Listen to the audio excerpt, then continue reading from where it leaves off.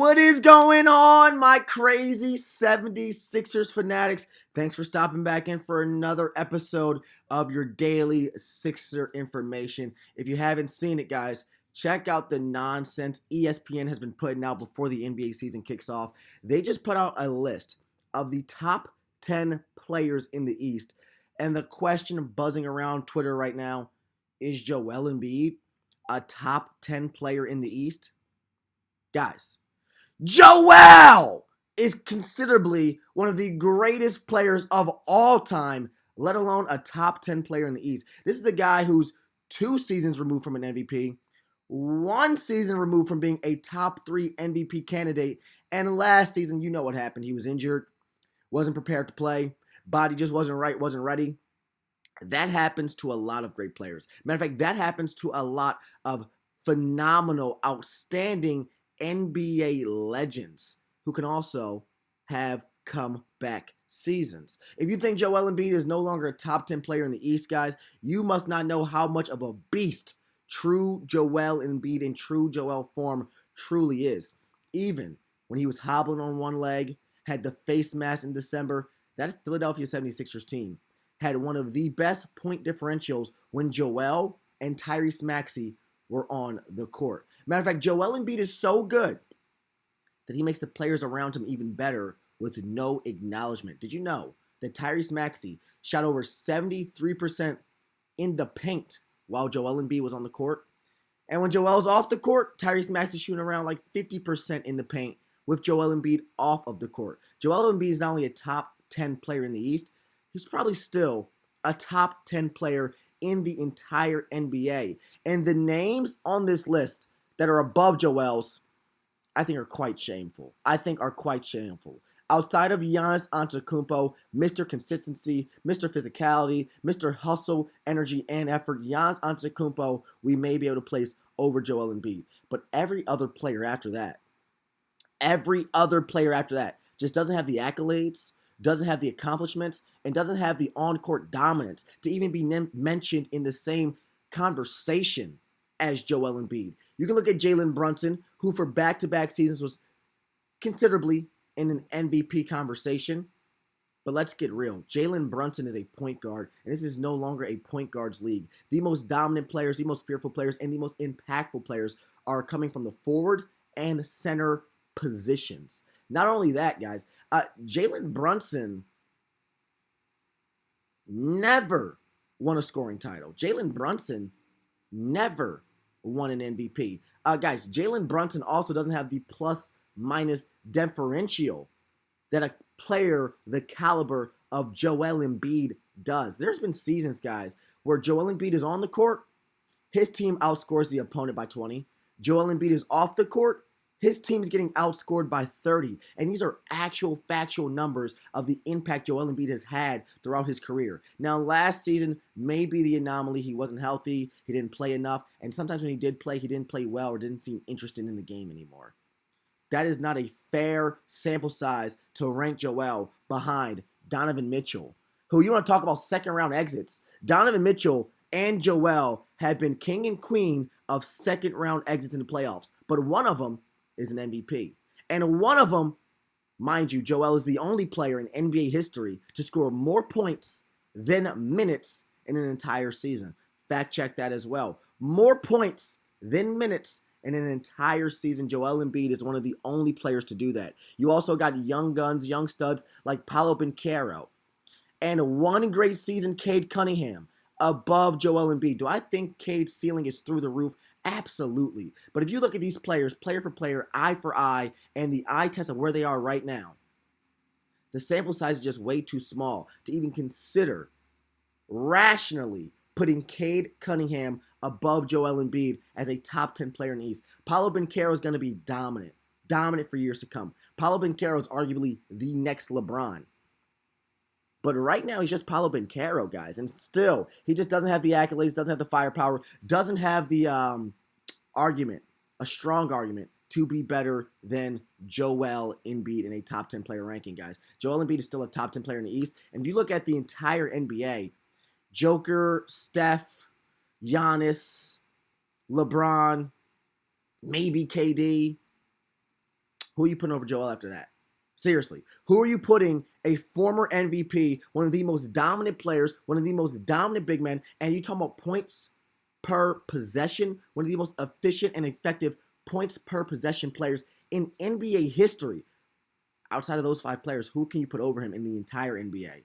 Sometimes, guys, ESPN goes crazy, or sometimes, guys, ESPN is just straight out lazy because they rank the Sixers, I think, 18th overall out of all 30 teams in the NBA. Now, don't get me wrong, the Sixers didn't make the playoffs last season. Gotcha. Don't get me wrong, the Sixers maybe not have improved the most on paper this season, the way the Rockets did, the way the Warriors did, the way the Lakers are trying to. On paper, the 76ers may not have improved as much as you would like them to see. But guys, some of these teams that they're behind just makes absolutely no sense. They're behind the San Antonio Spurs. The Spurs didn't make the playoffs either. The Spurs, not even sure if they have a healthy, successful Victor Wembanyama. We're not even sure if Victor Wembanyama is going to be on a minutes restriction. And the Sixers have Tyrese Maxey, Paul George, also the 3rd overall pick in VJ Edgecombe. I don't understand how the Spurs are ranked above the Sixers. Other teams that make no sense to be ranked above the Sixers, the Memphis Grizzlies. Guys, we're not sure if Memphis is tanking and rebuilding or just stocking and rocking with the players they have right now. But the Memphis Grizzlies, ESPN sees the Memphis Grizzlies as a squad that is better than the Philadelphia 76ers. I just think that's bad reporting. I just don't think if you go player for player, position for position, Tyrese Maxey and Ja Morant, they equal each other out. If you want to put Ja above Tyrese just a little bit, literally just marginal, you can. But Tyrese Maxey plays more games than Ja. Tyrese Maxey has been healthier than Ja. Tyrese Maxey has been a better leader than Ja on and off the court. And on the court, Tyrese Maxey's numbers are comparable, if not better than Ja in some areas. Player for player, bucket for bucket, Tyrese and Ja are equal. Jaren Jackson, Paul George, you'll take the younger, stronger, more defensive, exciting player in Jaren Jackson. But if you just keep going down this roster, guys, I don't understand how they put Memphis Grizzlies above the Sixers. And I think the most disrespectful comp was putting the Celtics one spot above those 76ers. This is a Celtic team that doesn't have Jason Tatum, that no longer has Drew Holiday, that doesn't have Kristaps Porzingis, so they don't have their all-star firepower. Matter of fact, they may not even have the good players that they had last season outside of Jaylen Brown and Derek White. Their rotation is a brand new 30-minute rotation. Their bench is a brand new and inexperienced bench relying on sophomore players like Baylor Shireman, relying on consistent bench players like Peyton Pritchard to now be starters. How do you put a squad like the Celtics, who had a huge makeover, huge turnover, and on paper, it's definitely not improvement. It's more financial movement than basketball decisions. You put them above the 76ers, guys.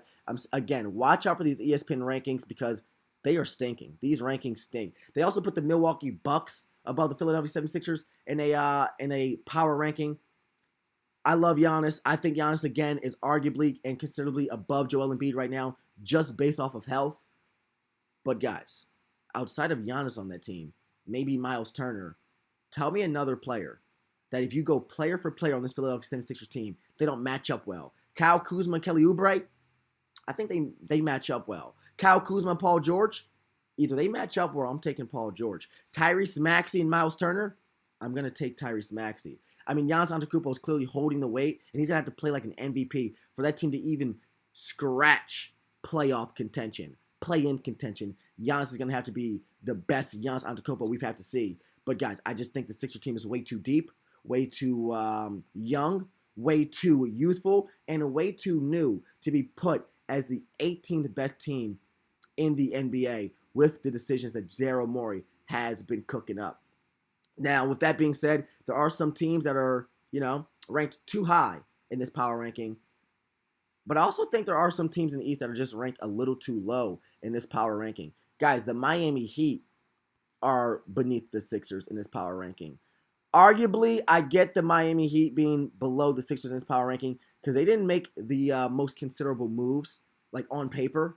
I mean, Norman Powell's a good trade, but on paper, they didn't make the most considerable moves to be more dominant than they were last season. But guys, the Charlotte Hornets are the 27th team in this power ranking. And outside the Charlotte Hornets getting healthier and more experience, I think they've been drafting with their mind, guys. Drafting with some basketball tutelage and some basketball insight. Because Con Knipple could be an absolute stud. Liam McNeely could be an absolute stud. And what this Charlotte Hornets team has been lacking, shooting and spacing around LaMelo Ball. LaMelo Ball, guys, is a top 10 player in this East who was not mentioned in the top 10 player ranking. LaMelo Ball is a top 10 player in the East, if not a top 5 player in the East, just based off of feel. His basketball IQ, you guys can question that, but has LaMelo Ball ever gone out there and said, I'm playing winning basketball? I've never heard him proclaim it, and we may have never seen it. But LaMelo Ball is a top 10 player in this East, and with him alone, a year 3 Brandon Miller, who is baby Kevin Durant, Miles Bridges, who is always a force at the rim, a decent consummate scorer, an 18-point per game player. All they need is some center help. If they can fix up and fill that center position, give LaMelo a true lob threat after trading Mark Williams, I think this Charlotte Hornets team will sneak into playoffs, will shock the world, and will be better than the Bucks, better than the Celtics, and in contention to be playing with those Atlanta Hawks, guys. Another team that improved in the East that those Philadelphia 76ers had to watch out for, the Atlanta Hawks. The Atlanta Hawks. Not only did they get Kristaps Porzingis, they still have Trae Young. They have Jalen Johnson, who is in contention for the most improved player, returning again next season, this season, to be a great help, lob threat, 20-point per game scorer. And don't forget, guys, he's a dookie. If you want college players to become NBA slayers, NBA juggernauts, Duke and Kentucky are the home and the farm for NBA talent. And speaking of the home for some NBA talent, we still have an open free agent signing spot, guys. Like, comment, and subscribe.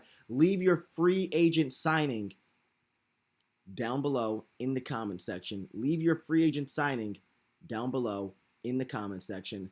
Because you guys haven't been liking mine, guys, but I think it's obvious now that we can see the list, now that we can see the holes that we're trying to plug, play, and fill.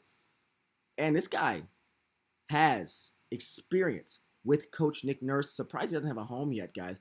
Precious Achiuwa is still out there. Precious Achiuwa is way too good to sign a two-way deal. Precious Achiuwa has way too much NBA experience to sign a two-way deal, a G League deal, an Exhibition 10. But a veteran minimum to fill that power forward position, maybe play next to Joel Embiid. He can stretch the floor and shoot a few threes, and maybe even play some small ball 5 for this team, some fast small ball 5 for this team. He does have experience under Coach Nurse's system. He does have some experience playing the 4, playing the 5, and playing against this Philadelphia 76ers team. And he's always been a consummate defender, protecting the rim and sliding on the perimeter. He's been very decent and extremely reliable sliding on the perimeter. I'm excited to see what a guy like Precious Achiuwa could do for this Philadelphia 76ers team. I think he could be the final signing. Once Quentin Grimes decides to sign. No sign and trade for Quentin. You got to come back home and put those buckets up, average 20 for Philadelphia. Maybe Daryl will ship you off later to a spot that you find more desirable, but as a restricted free agent, it's got to be Quentin Grimes re-signing, staying in Philadelphia, and then Precious Achiuwa would be a perfect plug-and-play piece to fill out and finish that roster, guys. Let me know what you think, and again, like, comment, and subscribe, but leave those comments down below because we got a comment show coming up. We'll be highlighting all the craziness, all the nonsense, and all the bad reporting you guys are doing in that comment section. Like, subscribe, and comment. We'll be back with another episode tomorrow.